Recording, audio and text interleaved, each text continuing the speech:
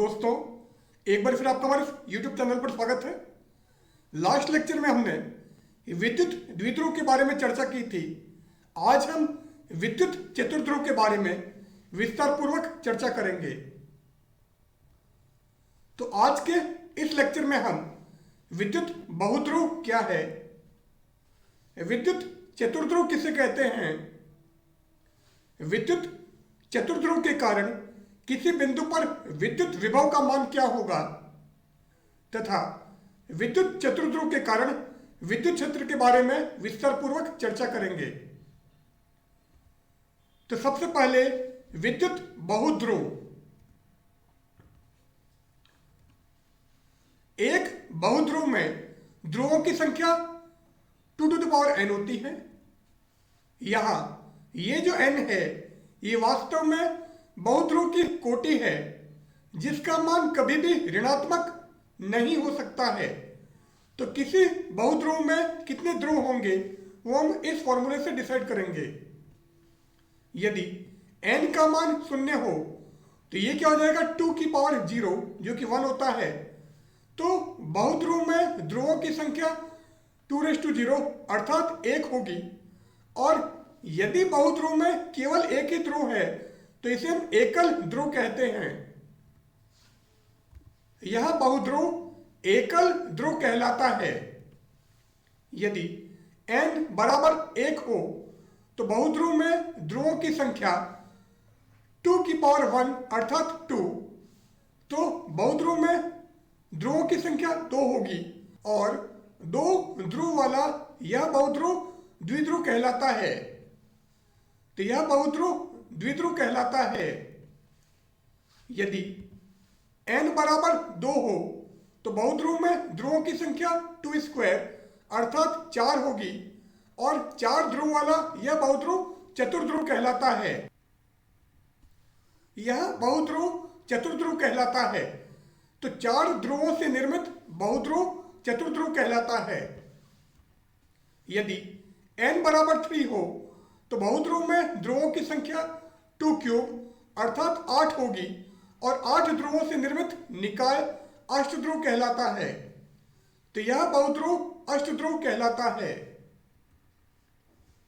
अब सबसे पहले विद्युत चतुर्ध्रुव। हमने अभी कहा था कि यदि किसी बहुध्रुव में 4 ध्रुव हो तो वह चतुर्ध्रुव कहलाता है। 4 ध्रुवों से निर्मित निकाय चतुर्ध्रुव कहलाता है।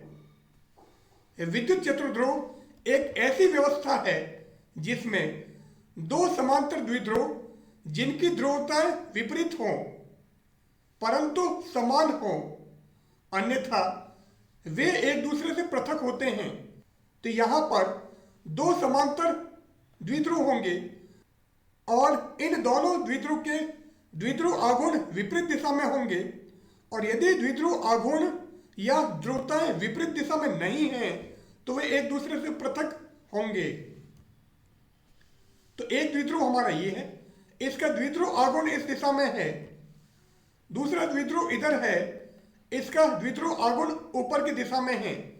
तो ये एक द्विध्रुव ये, एक द्विध्रुव ये, दोनों एक दूसरे के समांतर हैं और इनकी ध्रुवताएं अर्थात द्विध्रुव आघूर्ण विपरीत दिशा में हैं। ये हमारा विद्युत चतुर्ध्रुव हो गया।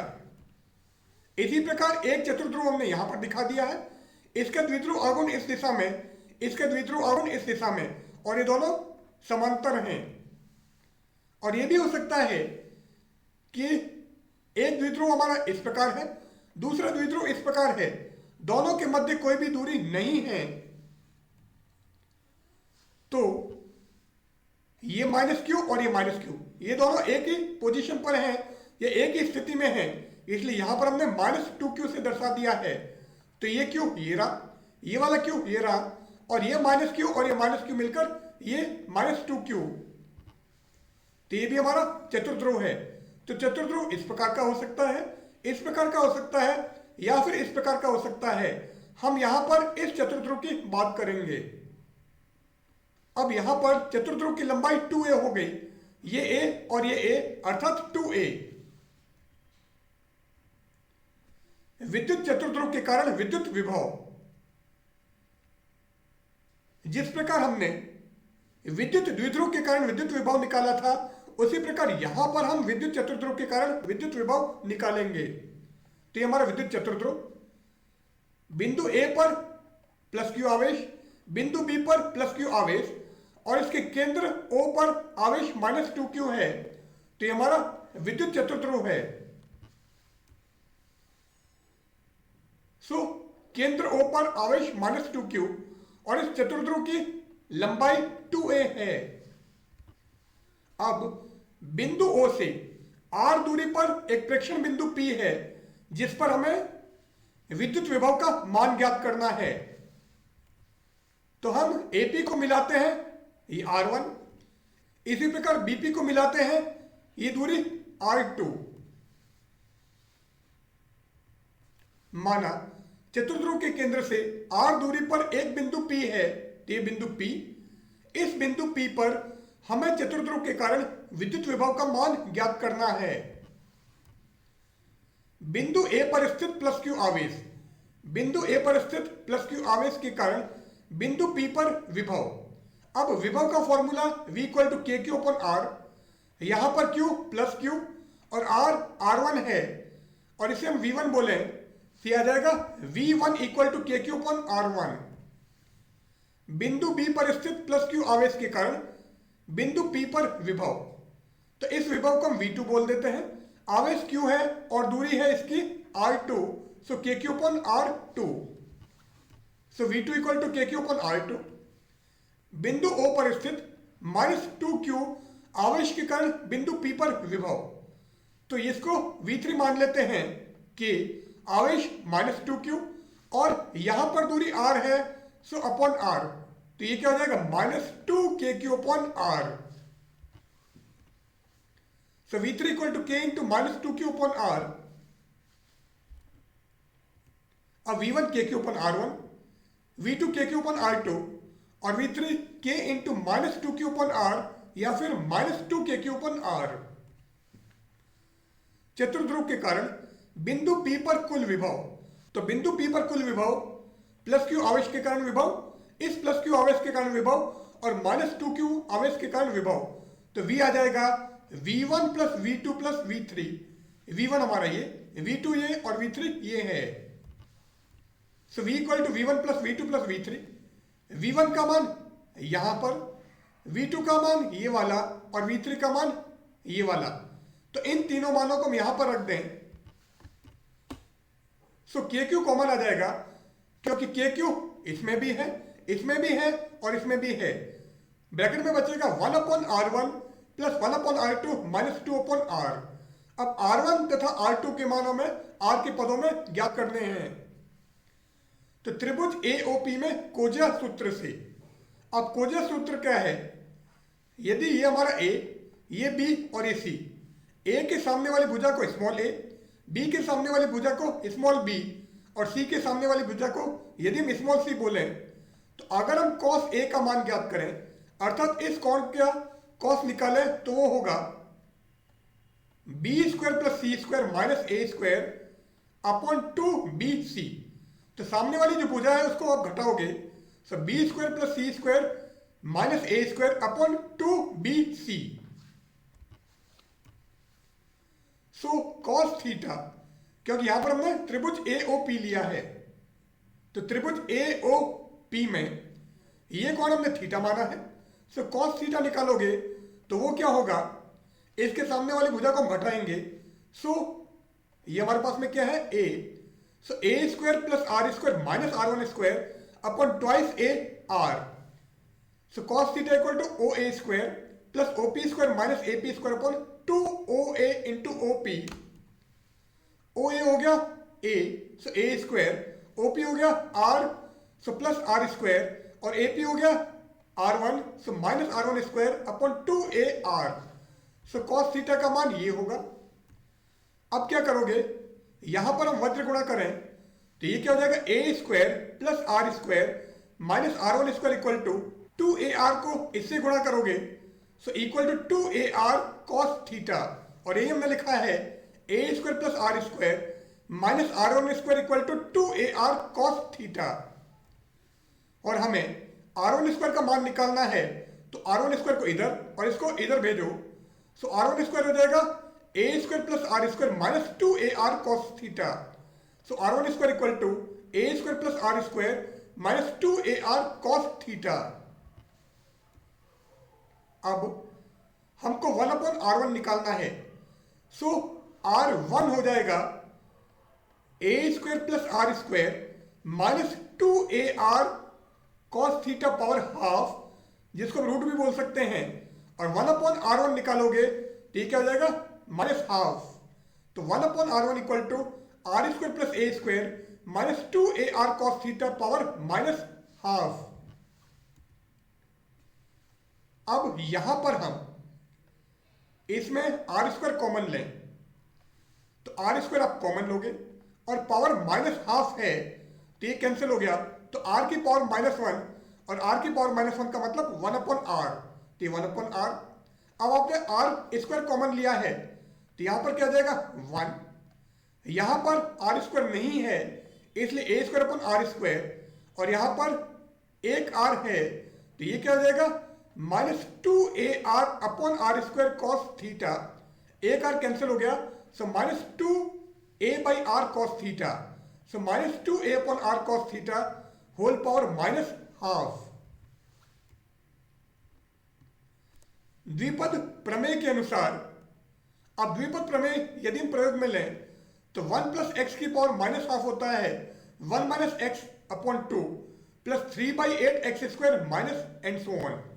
क्योंकि द्विपद प्रमेय है 1 प्लस एक्स की power n equal to 1 plus n x plus n into n minus 1 upon factorial two x square and so on. और यहां पर n की जगह माइनस हाफ है तो यहां पर भी माइनस हाफ, यहां पर भी माइनस हाफ और यहां पर भी माइनस हाफ रखोगे तो जाएगा 1 माइनस एक्स बाई 2 प्लस यहां पर आपने माइनस हाफ रखा, यहां पर भी माइनस हाफ रखा और अपॉन फैक्टोरियल 2, -1/2 -1 हो गया -3/2 और बाहर है -1/2 से -1/2, तो ये माइनस और माइनस मिलके प्लस, तो ये बन गया 3/4 और अपॉन फैक्टोरियल 2 मतलब 2, तो ये क्या हो जाएगा 3/8 और ये हमने लिखा है 1 minus x by 2 plus 3/8 x square minus and so on. अब 1/r1 ये था। सो अगर हम इन दोनों की तुलना करें तो यहां पर ये हमारा x बन गया है। सो ये क्या हो जाएगा 1/r1 equal to 1/r, 1 minus x by 2 था और x हमारा ये है। So a square upon r square minus 2a/r cos theta upon 2 plus 3/8 x square, so plus 3/8 और x ये है इसलिए इसका स्क्वायर, so a square upon r square minus 2a upon r cos theta whole square minus and so on. अब इसको क्या करोगे 1/r एज इट इज, 1 भी एज इट इज, -1/2 भी एज इट इज, इसको हमने यूं ही लिख दिया और इसको a minus b whole square से ओपन करोगे, so a minus b whole square होगा a square plus b square minus 2ab। So a square मतलब a square upon r square का होल स्क्वायर और वो क्या हो जाएगा a की power 4 upon r⁴ plus b square, b का मतलब 2a/r cos थीटा, तो 2a/r का होल स्क्वायर हो गया 4a square upon r square, cos theta का square cos square theta minus 2ab। So minus 2, a का मतलब a square upon r square और b का मतलब 2a/r cos थीटा, तो ये क्या आ जाएगा माइनस ये 2 और 2 4 a स्क्वायर और a cube, so 4a³ upon r cube cos theta, so minus 4a³ upon r cube cos theta minus and so on. चूंकि r का मान a की तुलना में अत्यंत अधिक है तो हम क्या करेंगे r³ r⁴ और उच्च घातों को नगण्य मानकर छोड़ देंगे। सो यहां पर आ रहा r³ तो इसको नगण्य मानकर छोड़ दोगे और a³ अपॉन r³ को नगण्य मानकर छोड़ दिया और a⁴ अपॉन r⁴ को भी नगण्य मानकर छोड़ देंगे, तो a⁴ अपॉन r⁴ मतलब ये, इसको भी छोड़ दो, सो बचा हुआ क्या है, 1/r1 equal to 1/r, 1 minus 1/2, 1 minus 1/2, इसको एज इट इज लिख दिया, प्लस 3/8। यहां पर बचा हुआ है अब 4a² r² cos² थीटा। सी हमें मिला है। अब हम क्या करते हैं, यहां पर ये 4 और इस 8 को कैंसिल करो तो ये हो गया 3/2। सो 1/r1 equal to 1/r, 1 minus इस 1/2 को इसके साथ में लोगे तो ये हो जाएगा a²/2r²। अब इसको इससे गुणा करें, सो -1/2 माइनस 2a/r cos थीटा, ये माइनस और माइनस कैंसिल हो गया, 2 से 2 कैंसिल हो गया, सो a/r cos थीटा, सो a/r cos थीटा, और यहां पर बचा हुआ है 3/2 a²/r² cos² थीटा, सो 3/2 a²/r² cos² थीटा। अब इसमें और इसमें a²/r² कॉमन लो और साथ में ये 1/2 भी कॉमन ले लें, सो 1/r इंटू 1 प्लस ये 1 प्लस यहां पर a²/2r² कॉमन लिया तो ये बचा 3 cos² थीटा, सो 3 cos² थीटा, और यहां पर a²/2r² आपने पूरा कॉमन ले लिया है और बाहर हमने प्लस लिया है जबकि ये माइनस है, इसलिए -1 प्लस a/r cos थीटा, ये प्लस a/r cos थीटा। सो 1/r1 का मान हमें ये प्राप्त हुआ है। इसी प्रकार यदि हम त्रिभुज BOP का प्रयोग करें, ये B था, ये O था और ये P था, ये एंगल हमने थीटा लिया था, ये एंगल थीटा होगा, याद है पाई माइनस थीटा। तो यदि हम त्रिभुज BOP का प्रयोग करें तो इस R2 का मान ज्ञात कर सकते हैं, और R2 क्या आ जाएगा, 1/r2 इक्वल टू 1/r, 1 प्लस a²/2r², 3 cos² theta -1 minus a/r cos theta. तो केवल इस प्लस की जगह माइनस आएगा, बाकी सब दोनों एक जैसे हैं। अब 1/r1 ये आ गया, 1/r2 ये आ गया, और v हमारा था KQ 1/r1 plus 1/r2 minus 2/r। तो 1/r1 की जगह ये यहां पर रखो, 1/r2 की जगह ये यहां पर रखो, तो जैसे ये मान रखेंगे इसमें भी 1/r, इसमें भी 1/r और यहां पर भी 1/r है। सो 1/r को भी मैं कॉमन ले लेता हूं, KQ पहले से कॉमन था, 1/r भी आपने कॉमन ले लिया। अब यहां पर क्या हुआ, जैसे आपने यहां पर मान रखे हैं ये 1 और ये 1, ये हो गया 2, यहां पर a²/2r², 3 cos² थीटा -1, और यहां पर भी a²/2r², 3 cos² थीटा -1, ये दोनों जुड़ जाएंगे, सो 2a²/2r², 3 cos² थीटा -1। अब ये आपस में कैंसिल हो जाएंगे क्योंकि ये प्लस है और ये माइनस है। अब -2/r भी आया था, 1/r आपने बाहर ले लिया इसलिए -2 बचेगा।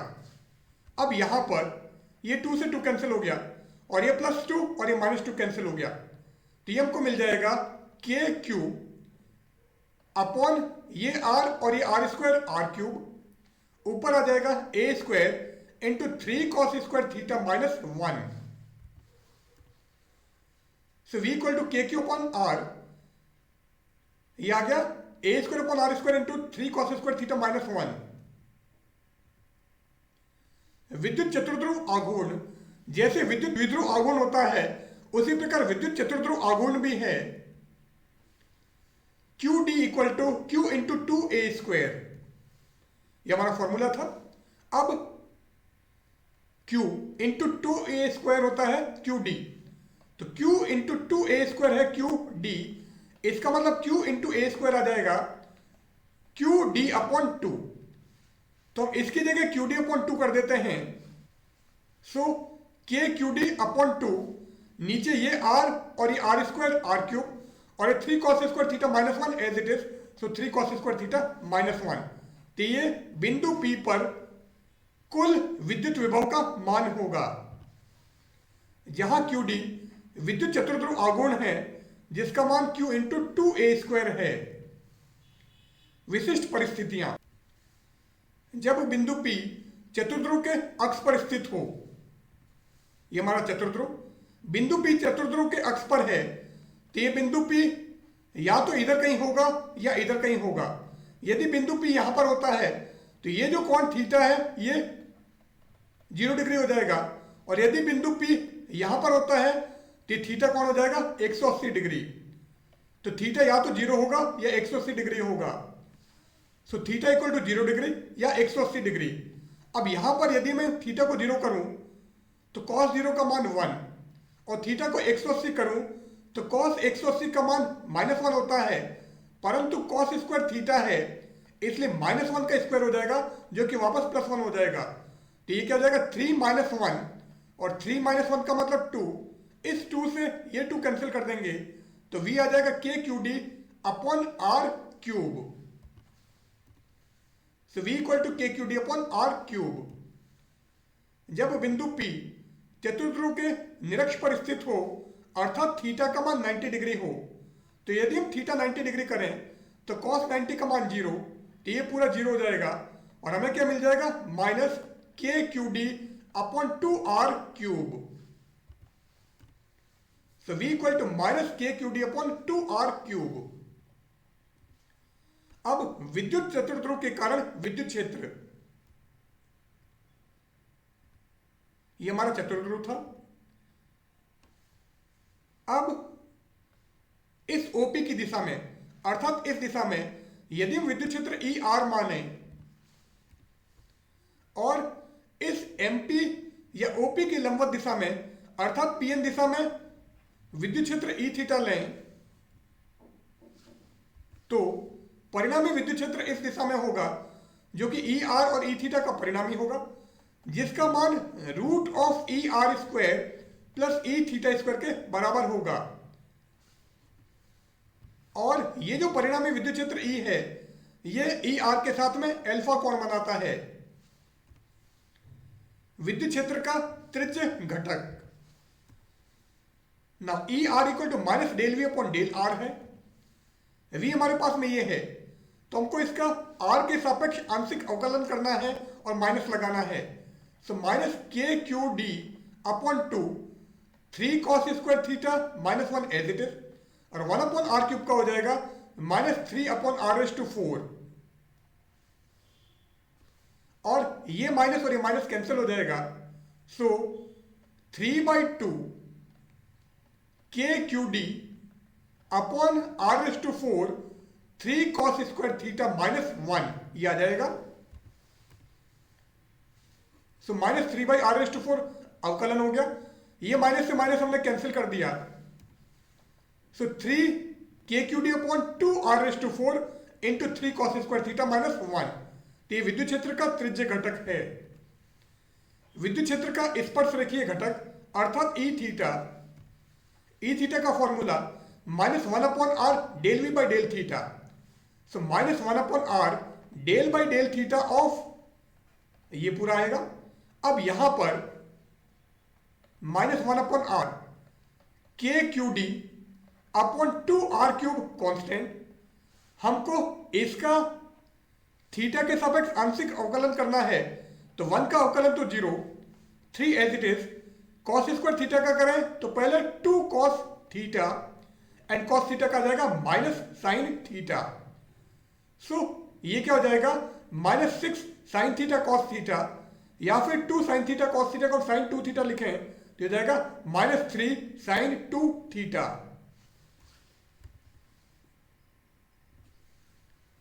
सो -KQD अपॉन 2R⁴ यहां पर, इसका 0 और इसका क्या हो गया -6 cos थीटा sin थीटा, और ये माइनस और ये माइनस कैंसिल हो गया। सो 6 sin थीटा cos थीटा को हमने 3 sin 2 थीटा लिख दिया है, क्योंकि 2 sin theta cos theta sin 2 theta होता है, इसलिए ये हो जाएगा 3 sin 2 थीटा। अब ER ये है, E थीटा ये है। P बिंदु पर कुल विद्युत क्षेत्र या परिणामी विद्युत क्षेत्र E is equal to √ER² plus E theta square. ER ये है, E थीटा ये है, इन दोनों में 3k/2d अपॉन 2r⁴ कॉमन है, उसको मैं बाहर ले लेता हूं। सो 3k/2d अपॉन 2r⁴।